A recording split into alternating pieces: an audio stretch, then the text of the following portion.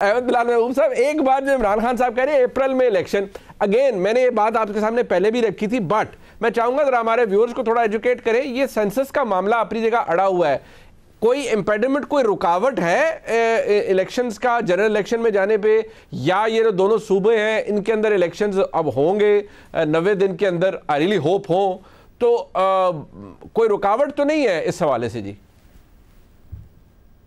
नहीं, रुकावट नहीं है। अगर फर्ज करें असेंबली डिसॉल्व हो जाए जी और 90 दिन के अंदर इलेक्शन होने हैं और उस वक्त तक सेंसस कंप्लीट नहीं हुई, उसके रिजल्ट नोटिफाई नहीं हुए और उसके बाद उसकी नई डिमार्केशन ऑफ कॉन्स्टिट्यूएंसीज भी नहीं हुई, तो वो पुराने के हिसाब से हो जाएगी। वो कोई रुकावट नहीं है। रुकावट तो ये है कि इन्होंने चूंकि खुद ये फैसला किया हुआ है काउंसिल ऑफ कॉमन इंटरेस्ट में, इमरान खान साहब ने और आप पार्टी के सामने कि ये नए सेंसस के हिसाब से अगला इलेक्शन होगा।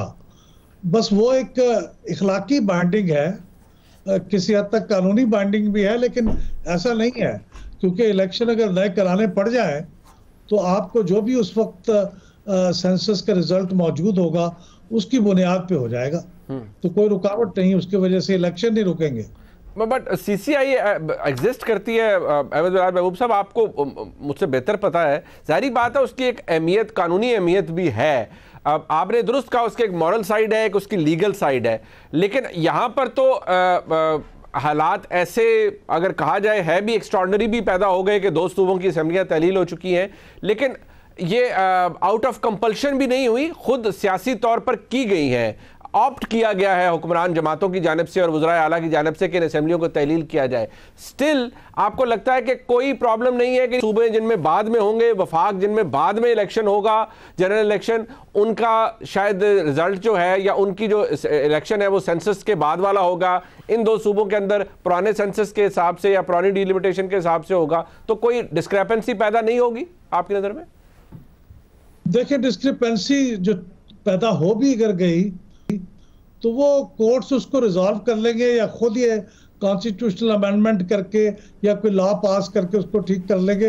लेकिन फर्क कितना पड़ना है ना, कि अगर सूबाई इलेक्शन के अंदर जो फर्क पड़ेगा वो ये कि नई सेंसस के तहत हो सकता है पंजाब की सीटें कुछ कम हो जाएं या ज्यादा हो जाएं और खैबर पख्तूनख्वा भी कुछ ज्यादा है कम हो जाए। तो जब ये सेंसस का रिजल्ट आए तो उसके बाद पता चले कि आपकी सीटें जो थी वो 2 बढ़ गई हैं, तो वो फिर अगले इलेक्शन पे एप्लीकेबल होगा।